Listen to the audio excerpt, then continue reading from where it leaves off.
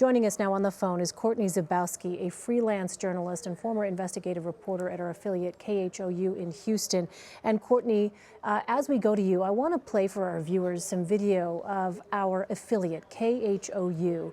This was the scene as the water actually overran their offices there, including where their studios are located, which is why we haven't been able to bring you KHOU coverage. They are off the air because the water came pouring through into their building. And I know this is your former office here, KHOU, where you used to report. Tell me, first of all, when you see this video, what goes through your mind?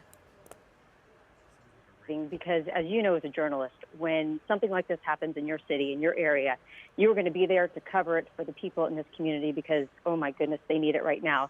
And you know they want to be on air bringing the news to everyone right now. So it's just devastating to see that, to see the water rushing in with all of those, awards there, award-winning station. At first it had come in on the first floor. The staff had evacuated to the second floor. I've been in touch with some of my former colleagues. They evacuated to the second floor. It just got too high, so they evacuated to the Federal Reserve building. I don't have this confirmed, but I know that they are working to get back on air, I'm sure, in some capacity very soon. And Courtney, I was watching some of their coverage before this happened, and what they had said was they had positioned sandbags and attempted to head off some of this water, but that they simply couldn't after a while. And at one point, one of their reporters was actually out broadcasting from the field because the water was overrunning the station. Is that location where the station is that an area that's prone to flooding? Oh, absolutely. A little flood there, and you're going to get water over the curb. With Tropical Storm Allison in 2001, the station did flood. They didn't have to do an entire evacuation. As I understand it, this is worse flooding than Tropical Storm Allison, and they did put up the floodgates. They did put up the sandbags, but this is fierce. This is an historic event. Nothing like this has been seen before in Houston. And so, Courtney, tell us about where you are now. What is it that you are witnessing around you?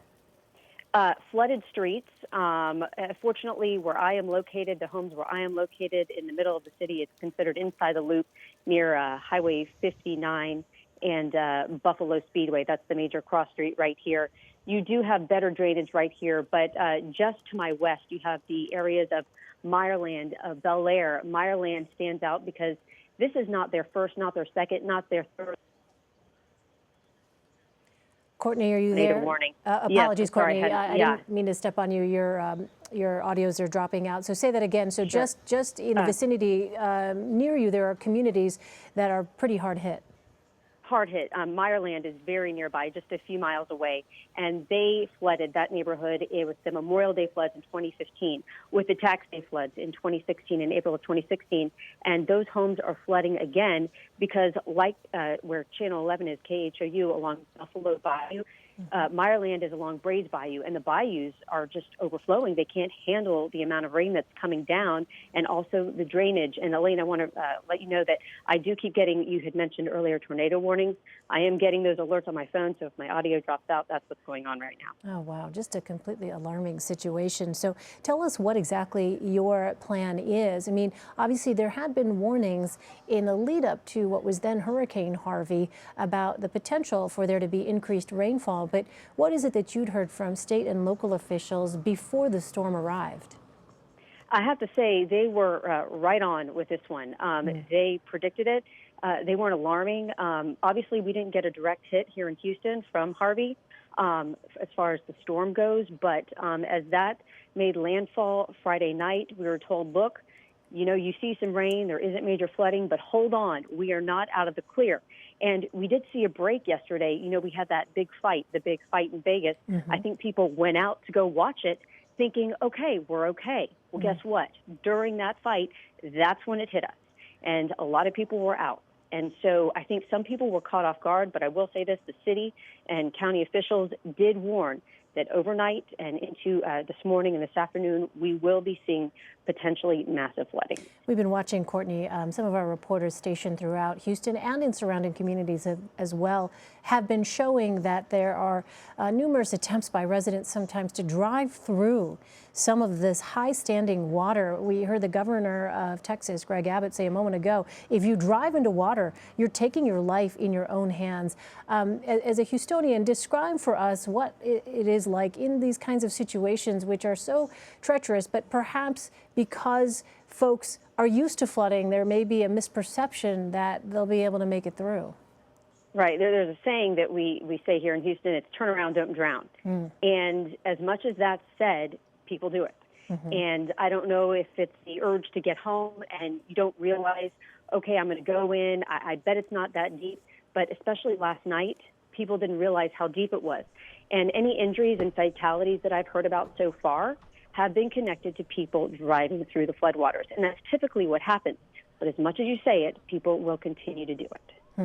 Governor Abbott has talked about the disaster declarations, including a federal disaster declaration for 19 counties that have been already been granted by President Trump. I wonder what you're seeing in the way of any emergency response, Courtney, in the neighborhood where you are. Have you seen any federal officials, any of these service members who've been activated, any official response in the immediate vicinity where you are?